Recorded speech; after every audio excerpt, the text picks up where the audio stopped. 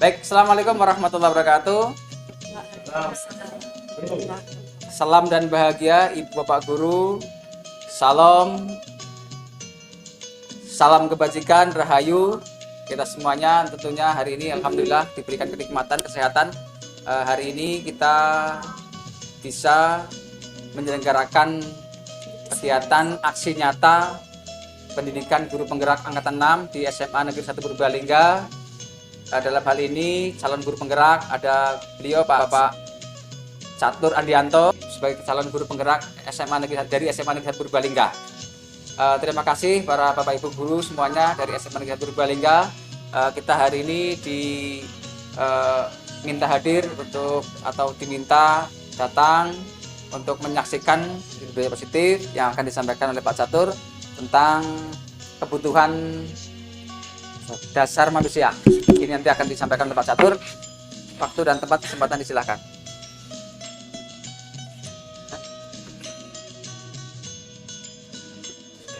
Ya, terima kasih atas kesempatan waktunya untuk saya menyampaikan kaitannya dengan aksi nyata dalam hal kebutuhan dasar murid atau manusia. Assalamualaikum warahmatullahi wabarakatuh.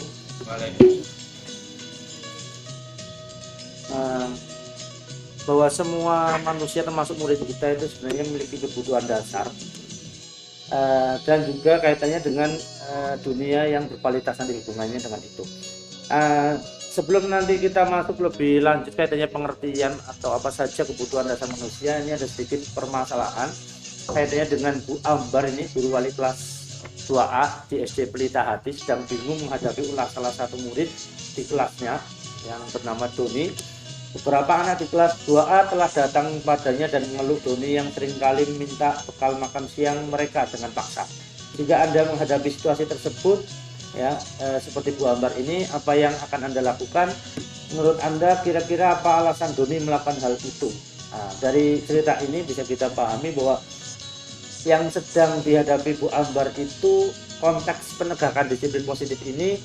Ibu Ambar sebaiknya mencari tahu alasan Doni melakukan tindakan tersebut agar mengetahui kebutuhan mana yang sedang berusaha dipenuhi oleh Doni. Jadi kadang kita sebagai guru langsung menilai negatif siswa padahal kita tidak tahu alasan itu seperti apa. Karena ini hubungannya dengan kebutuhan bahwa semua manusia termasuk kita sebenarnya memiliki kebutuhan dasar yang ketika tidak dipenuhi kita akan kadang berbuat yang tidak baik yang berhubungan dengan pelanggaran disiplin. Nah, ini untuk 5 dasar kebutuhan manusia. Yang 5 ini yang pertama adalah kebutuhan untuk bertahan hidup, itu pasti. Jadi untuk mempertahankan hidup. Kemudian yang 2 kasih sayang dan rasa diterima. Kemudian yang ketiga kebebasan, yang keempat kesenangan, dan yang kelima penguasaan. Ketika seorang murid melakukan suatu perbuatan yang bertentangan dengan nilai kebajikan atau melanggar peraturan, hal itu sebenarnya dikarenakan mereka gagal memenuhi kebutuhan dasar mereka atau ada yang kurang. Untuk lebih jelasnya ini kita akan pahami satu persatu. Untuk kebutuhan bertahan hidup ini misalnya yang kita sering butuhkan itu kesehatan, ya, kemudian fasilitas baik itu rumah, makanan, gitu. Kemudian kebutuhan biologis. Ini kaitannya dengan bertahan hidup atau survival. Kemudian yang kedua kasih sayang atau rasa diterima. Ini juga siswa itu merasa kadang itu karena tidak diterima oleh teman-temannya, jadi kadang kemudian mereka melakukan hal-hal yang negatif. Ini juga karena kebutuhan kasih sayang dan rasa terima belum terpenuhi. Kemudian yang ketiga adalah penguasaan, adalah pengakuan atas kemampuan di sini. Jadi kadang anak itu mungkin belum bisa mencapai ini, ya, karena ini kaitannya dengan kompeten, keterampilan, kaitannya dengan prestasi, begitu ya. Jadi anak ini merasa belum bisa menguasai, jadi melakukan hal-hal yang negatif dengan cara mungkin malah ingin mengatur siswa yang lain. Ini kan penguasaan tapi dalam hal negatif, bukan masalah kompetensi. Kemudian kebebasan, kebutuhan untuk bebas ini juga salah satunya yaitu butuh kemandirian, ya, otonomi, kemudian ingin memiliki pilihan atau mengendalikan arah hidup seseorang. Ini kayaknya dengan contoh dari kebebasan yang anak di sini kadang merasa tidak ingin diatur dan sebagainya, itu ingin bebas. Ini karena memang sebenarnya anak itu memiliki kebutuhan ini kebebasan. Kemudian yang terakhir kesenangan, bahwa senang di sini juga ya menjadi salah satu yang merasa dinikmati oleh siswa, sehingga anak itu mungkin ingin bermain, tertawa dan sebagainya yang membuat dia gembira atau senang. Nah ini pun kadang kita sebagai guru kadang dalam pembelajaran mungkin ya membuat anak itu bosan, tidak senang dan sebagainya. Ini juga siswa jadi kadang karena ini belum terpenuhi jadi melakukan hal-hal yang aneh atau tidak sesuai dengan peraturan. Itu kebutuhan dasar manusia. Kemudian ini ada contoh lagi, tahun ini Dimas genap berusia 17 tahun. Ia senang sekali ketika ayahnya mulai mengajarkan cara menyetir mobil. Setiap akhir pekan ia berlatih menyetir. Ia terlihat senang sekali berlatih sampai akhirnya ia bisa menyetir mobil dengan baik dan lancar. Ketika ibunya bertanya pada Dimas apa yang membuat dia ingin bisa menyetir mobil, ketika jawaban Dimas adalah seperti ini, kebutuhan apa yang ingin dia penuhi? Nah, dari analisis cerita ini, yang pertama dari kutipan aku merasa bangga dan keren. Ini karena ada kebutuhan penguasaan di sini. Ini contoh penguasaan. Kemudian kutipan yang kedua, biar bisa jalan-jalan naik mobil sama dengan teman-temannya. Ini kalau jawabannya ini berarti itu membutuhkan kasih sayang dan rasa diterima. Kemudian ketika jawabannya aku senang bisa pergi ke tempat-tempat yang aku suka. Ini berarti contoh kebutuhan kebebasan. Kemudian yang keempat, apabila anak ini menjawab menyetir mobil itu seru, ini masuk dalam kebutuhan kesenangan. Ini contoh saja dari kutipan cerita yang ada. Selanjutnya kaitannya dunia berkualitas, ini yang terakhir yang saya sampaikan, bahwa dunia berkualitas ini adalah tempat khusus dalam pikiran kita, ya, bahwa ada gambaran representasi dari semua yang kita inginkan, bisa berisi orang-orang, hal-hal apa saja yang terbaik dalam hidup kita dan membuat kita merasa bahagia dan terpenuhi kebutuhan dasar kita. Itu menurut Dr. William Grisel itu menyebutkan bahwa kayak semacam album foto lah, itu digambarkan seperti itu. Jadi isinya tidak akan terlalu banyak, hanya akan terdiri dari beberapa hal yang signifikan dan benar-benar terbaik dalam hidup kita. Itu yang kita anggap sebagai dunia yang berkualitas, yang penting menurut kita dan merupakan hal yang bermakna, yang ada hubungannya dengan kebutuhan dasar yang tadi yang saya sampaikan.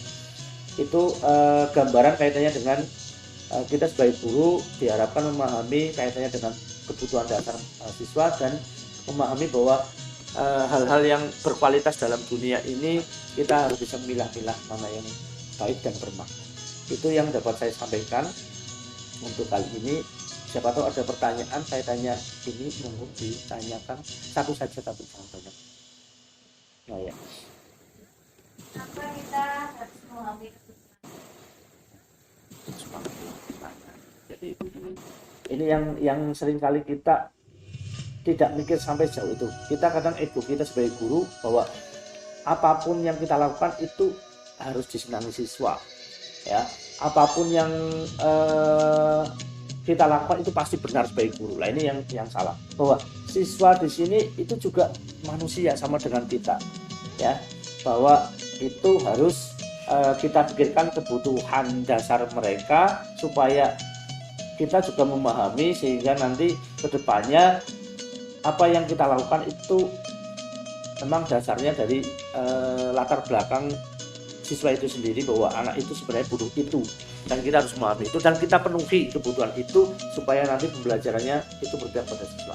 Itu yang sedikit saya sampaikan. Mungkin nanti lebih lanjut akan disampaikan oleh teman yang lain. Itu yang dapat saya sampaikan. Terima kasih atas perhatiannya. Assalamualaikum warahmatullahi wabarakatuh. Begitu Bapak Ibu Guru, dan mohon maaf sekali mengganggu menyita waktu panjenengan, maksudnya ada aktivitas di tempat lain.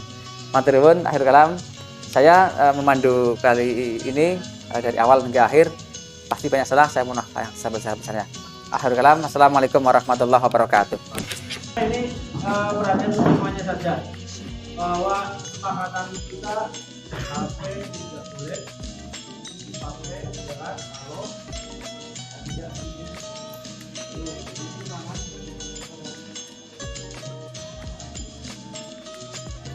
karena ini mau ulang.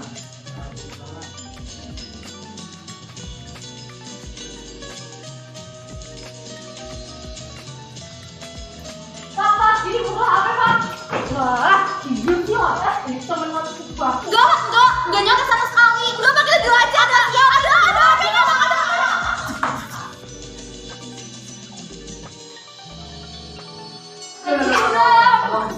Neng ke Bapak. Bapak ini, Pak. Ini lagi berapa main ini? Mana ini sampai rusak itu? Ini tadi yang rusak siapa? Ini Pak, ini poinnya Pak. Ini HP-nya, Pak. Coba dia di sini. Ini, coba ini buktinya ini.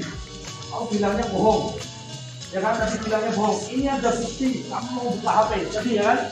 Ini temanmu ini benar-benar supaya kamu jadi anak yang benar, tidak nyontek.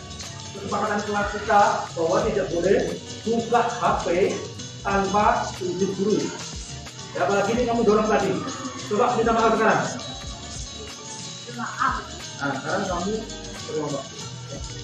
Sekarang kamu buka aja, kamu buka aja, bukan ayo, jalan.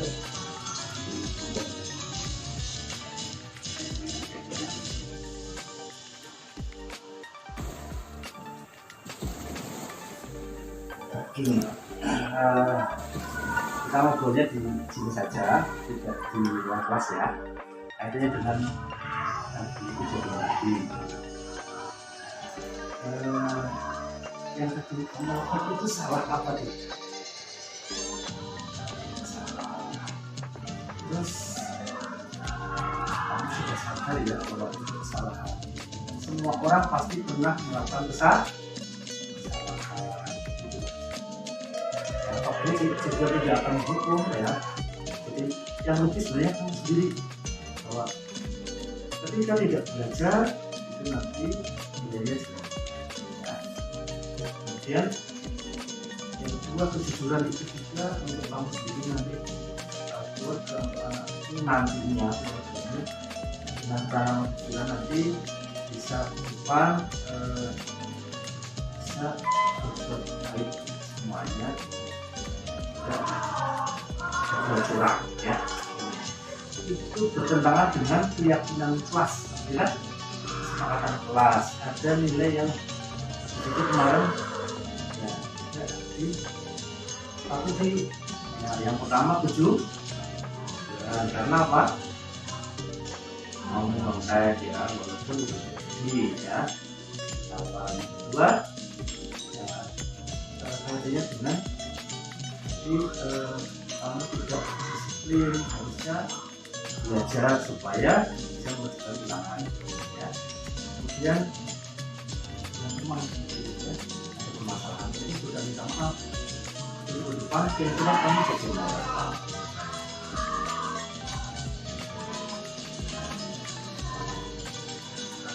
Ya, ini untuk pelajaran depan.